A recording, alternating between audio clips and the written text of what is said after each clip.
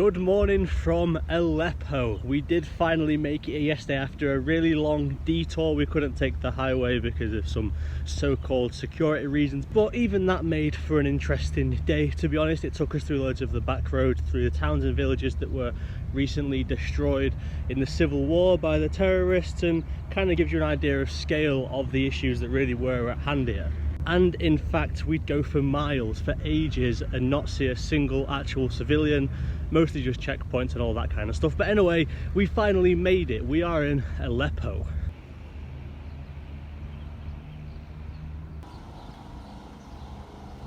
This city is known by locals as Haleb, a name by which it was called many times in the Old Testament owing to its ancientness, and today is regarded as the city of the north for Syria, or indeed its second city.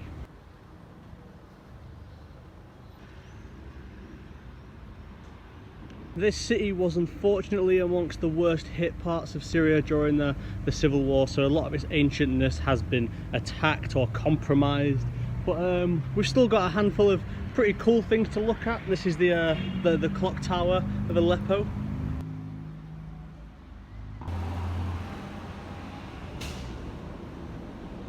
This city also now happens to be the first place I've ever seen a BMW pickup. Look at that.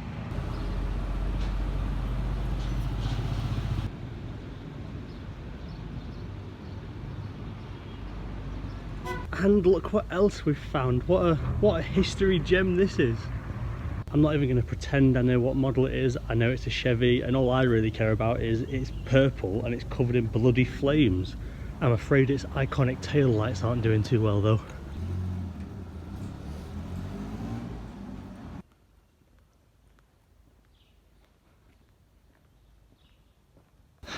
Can you believe that this can even happen to a place?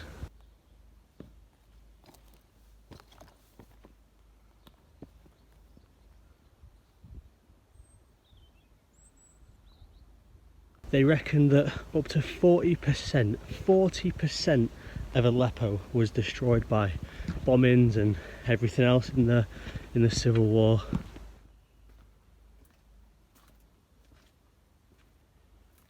This is astonishing. This isn't just pictures on a TV. This is a real place. This is someone's actual house. This street belongs to people who have bought their family homes here. This is Park Street, it's Trinity Road, it's Taylor's Ave. It's a real place, and this happened to it.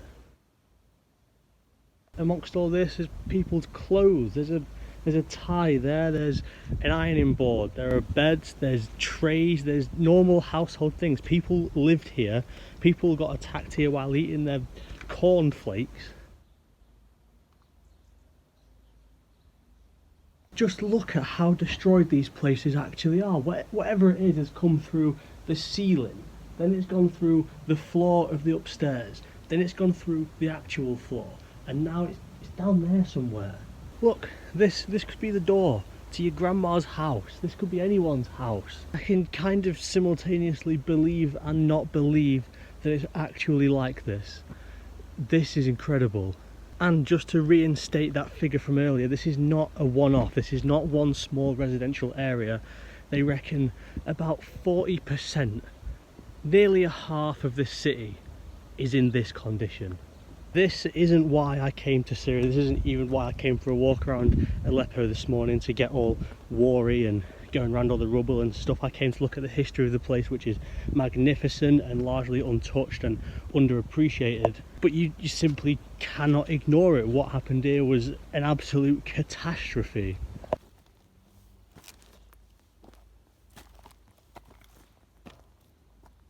It feels weird walking over the rubble of someone's destroyed house. I don't want to be that guy that came here as a tourist to look at all the broken stuff and go, ah, look at me, I'm in a mad place. It's just, I don't know, it's just mad. I wasn't even looking for this. I was walking down that street just there to go towards the citadel, part of the incredible heritage of this place. And well, from the street I saw all this and thought, I kind of want to have a look. And yeah, it was bad in Aleppo, boys. It's not great.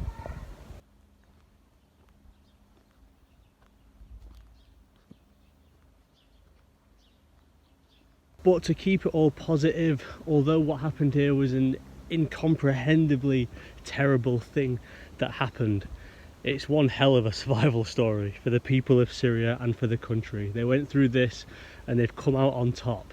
This bit over to my right is what's left of the Umayyad mosque, over 1,000 years old, that mosque, and it is one of the other casualties of the war, unfortunately. Usually for the Syrian people, or at least the Syrian people that I've spoken to during my time here, the mosque, the church, the place of worship is never somewhere to fight, and especially not to kill another human being. They'd normally do all their fighting outside if they had to. But maybe it is for that reason that that mosque was, well, ended up a front line, because the terrorists wanted to destroy a place that was so important to the people, and that being such an old mosque is important, in fact, to people around the world. And unfortunately, yeah, it's not there anymore, but they are currently reconstructing it, and they're trying to do so from the original bricks from the ruins of the previous mosque. There are so many mint cars here as well. Look at that. I don't even know what that is, but it's ace. Anyway, back to the old stuff. We are now approaching the enormous, the incredible citadel of Aleppo. Even before we start talking about the citadel at the top, I think the mound itself deserves some of its own respect, and that's why we're heading down to the bottom now to get a proper feel for its enormity. It is 50 meters tall, so even before you get to the citadel, it's 160 feet tall, and it also measures 450 meters long by 325 meters wide. It's a big old lump, that. And this bit down here that we're mooching through now would have been the moat. This would have measured 22 meters or 72 feet deep and 98 feet or 30 meters wide. So again, it was a big one.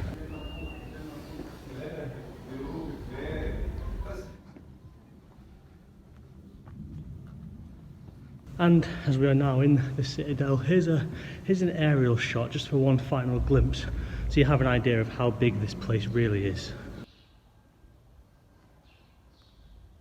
And I believe in here we've got the throne hall. This is where all the Mamluk sultans would have held their fat parties. The usage of this mound on which the citadel now stands is known to go back to at least 3000 BC, possibly further, and since its original use had been occupied by the Greeks, the Byzantines, the Abuyids and the Mamluks.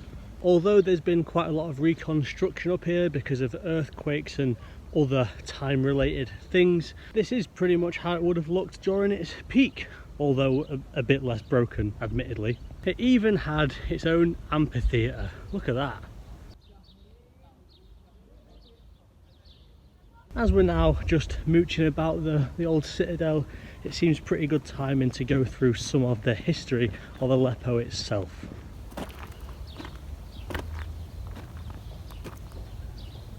This, by the way, is what really old windows might have looked like.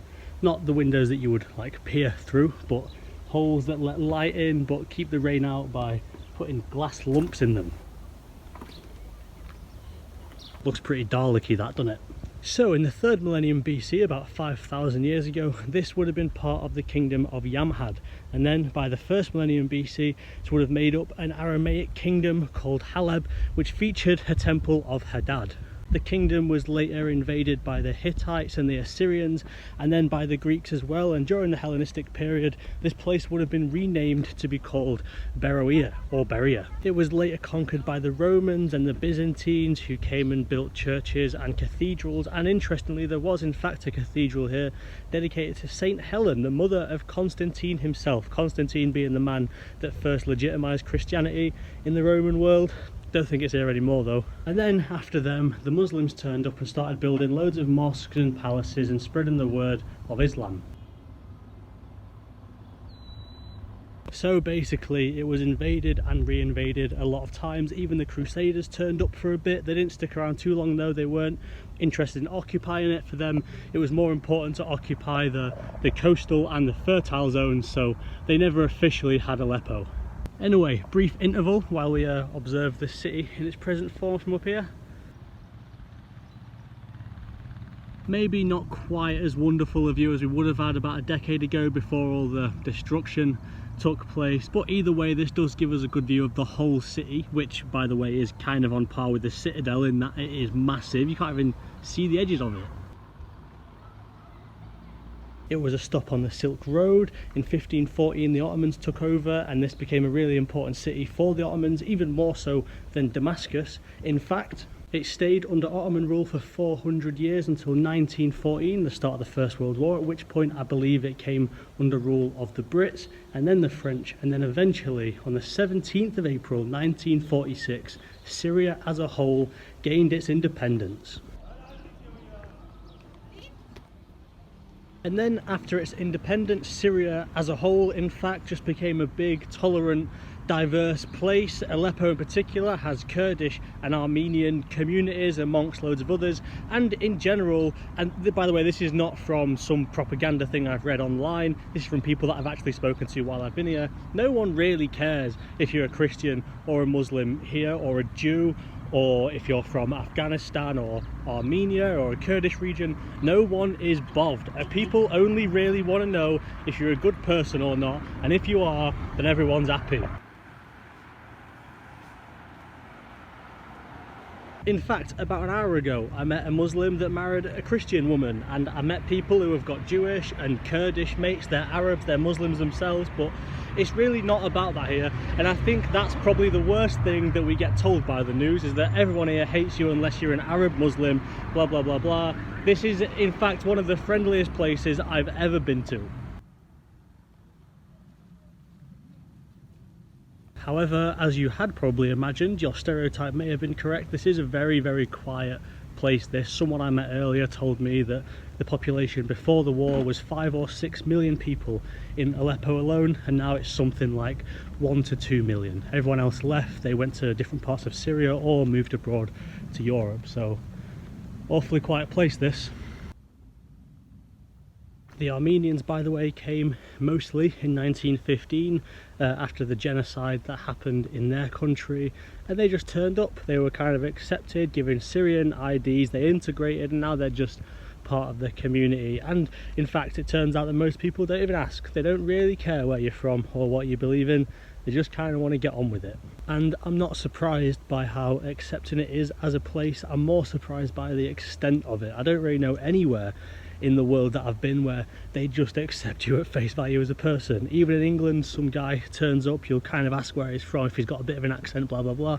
Here they wouldn't even be asked. You just get on with it. You drink tea together, you'd eat some food, and next minute you're best mates. The country nowadays is really overshadowed by, well, this. Maybe rightly so. What's happened here is a huge thing to have taken place. Hey, look at that thing. How magnificent that would have been.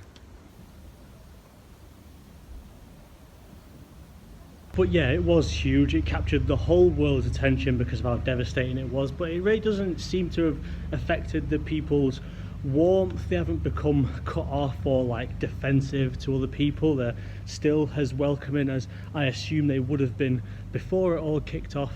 And it seems to me at least like they're just trying to get it all back on track now. They just want to get on with it. Everything's being rebuilt, and they're looking forward to it getting back to its former glory.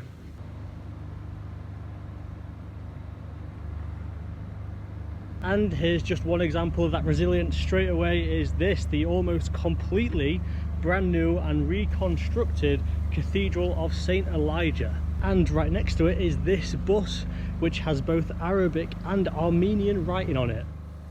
So there you go. If it really were as unaccepting and as strict as people pretend it is, then they'd be doing the mosques first and leaving the churches to, well, stay as rubble, but they're not. They're rebuilding it all equally, so it's there for everybody. And just to settle any last nerves you might have about visiting this place, Aleppo was in fact completely liberated in the civil war at the end of 2016. That's when fighting stopped in this city and it became safe. So it's had more than 3 years to start rebuilding stuff, and it's been safe for that long. So no, you're not going to get shot. Yes, it is very broken. Yes, everyone here is still mint. And yes, there is still some mint stuff to look at. In a way, we've done the Civil War stuff, we've done the history stuff, we've done the people stuff. Now it's time for the really important bit. We're off to watch a footy match, boys. Let's have a look at how Syrians kick a ball about, shall we?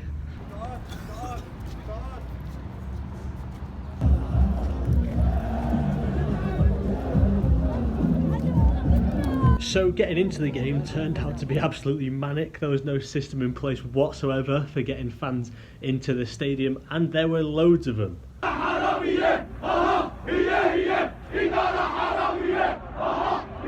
But after half an hour or so of being shepherded by the soldiers, we did in fact get a ticket, which by the way was 500 Syrian pounds, or the equivalent of 35 or 40 pence.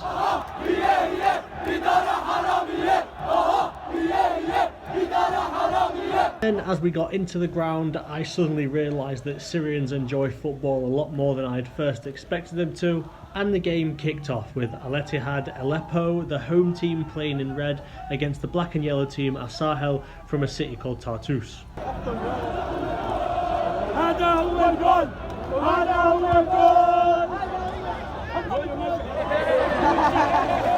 The stadium itself was dead mint as well. It was just these like stone steps rather than fixed seats, and holds somewhere between 12 and 15,000 people, so actually way bigger than even Blundell Park.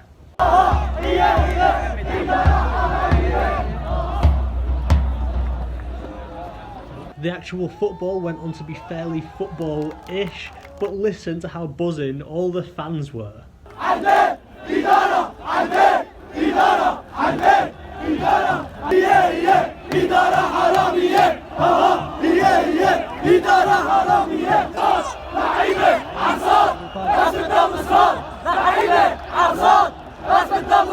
The noise in the stadium definitely took me by surprise. It was louder than even a lot of the town games that I've been to, and we all know how good the town fans are at making noise.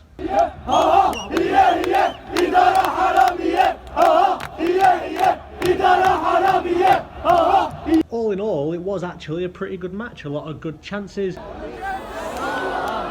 But most importantly, it was Al Ittihad Aleppo that came out on top, winning 2-0.